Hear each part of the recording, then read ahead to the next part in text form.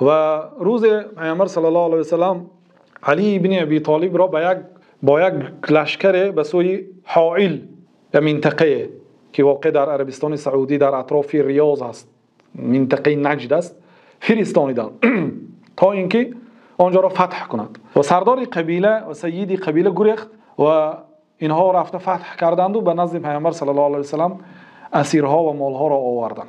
وقتی که پیامبر صلی الله علیه و سلام از نزد آنها میگذشت، یک دختر از بین آنها برخاست به نزد پیامبر صلی الله علیه و سلام و گفت که هلک الوافد و هلک الوالد و غاب الوافد فمن علی من الله علیک.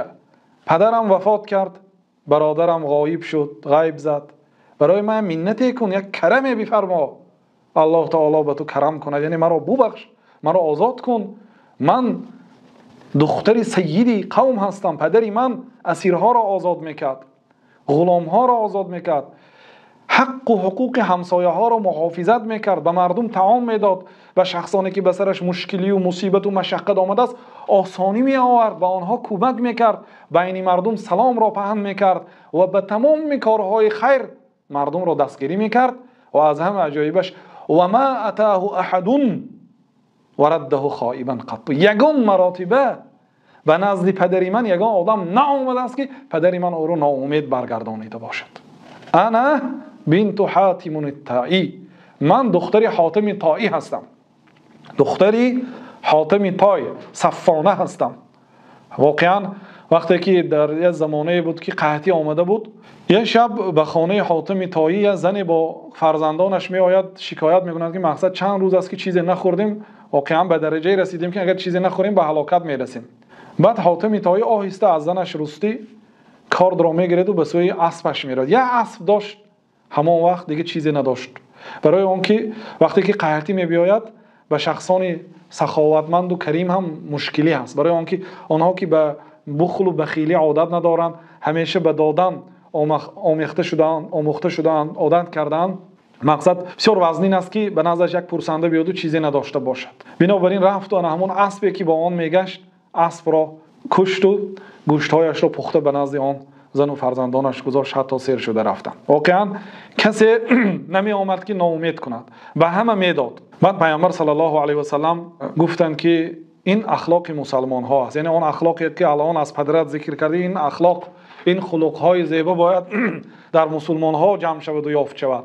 لو کان ابوک مسلما لترحمنا علی، اگر پدری تو مسلمان میشد ما در حقش از الله تعالی مهربانی میپرسیدیم، دعا میکردیم. بعد صحابه ها را امر کردند که دختری حاتم طایی را به منزلش برند، محافظت کنند، و چند نفرها را وابسته کردند که او را همچون محافظ تا خانهش برند و مال و ملک و تحفه ها دادند.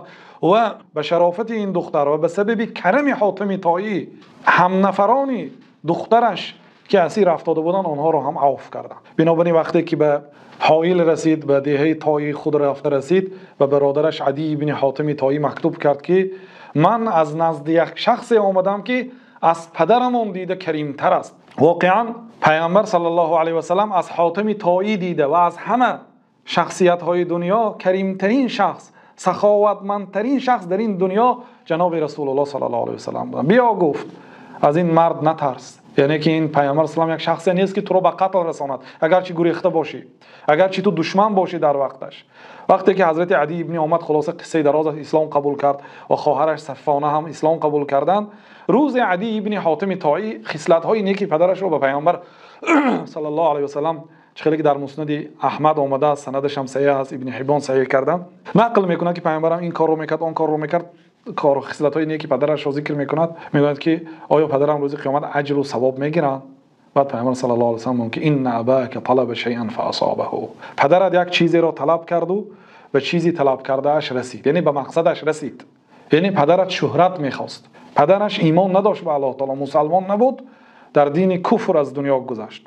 بنابراین این قدر عملهای صالح حاتم طایی با وجود شهرتش حتی بین مسلمان ها و بین کافرها مشهور است با کرم و سخاوت، در همه کتابها ذکر سخاوت او را میکنند. لیکن وقتی که ایمان نداشت فایده ندارد. دو فرزندش صحابه شدند، اسلام قبول کردند، ولی به پدرش فایده نیست از این.